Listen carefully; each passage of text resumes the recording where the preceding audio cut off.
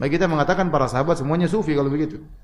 Para sahabat semuanya apa? Sufi, dan imamnya sufi adalah Nabi Muhammad sallallahu alaihi wasallam. Kalau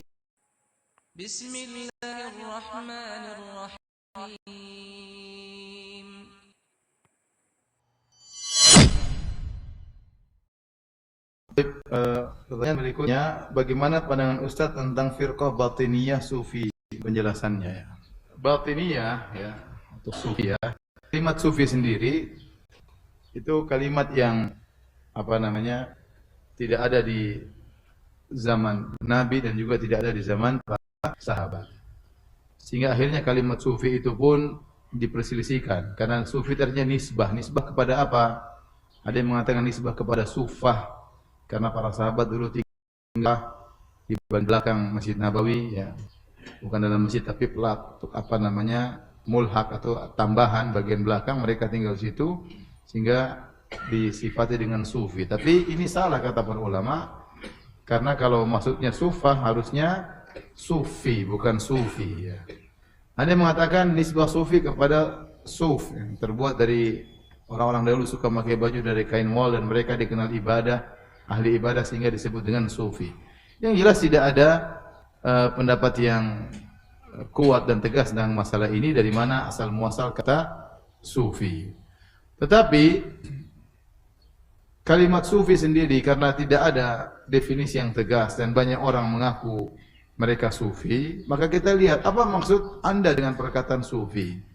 Kalau maksud Anda sufi artinya orang yang rajin beribadah, zuhud, menjauhkan diri daripada dunia, tidak tenggelam dengan dunia, tidak masukkan dunia dalam hatinya.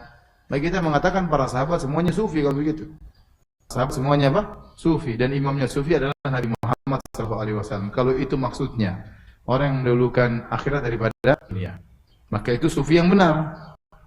Tapi kalau maksudnya sufi artinya punya akidah sendiri, toreko sufi ini beda dengan toreko ini beda lagi dengan toreko ini, maka lihat dulu akidahnya seperti apa. Ya, seperti ada toreko sufiyah yang meyakini bahwasanya Nabi masih hidup, bisa bertemu dengan siapa saja. Nah, ini enggak benar berarti dari sisi ini, ya. Seperti itu, ya. Ya, jadi atau toreko sofiyah punya ibadah tertentu yang torekot lain enggak ada yang tahu. Ini ibadah khusus yang tahu cuma torekot ini. Ini enggak benar seperti ini. Islam itu untuk seluruhnya, bukan untuk satu torekot saja, ya. Jadi intinya tidak bisa kita vonis secara mutlak. Maka kita bilang maksud Anda dengan sufi maksudnya bagaimana?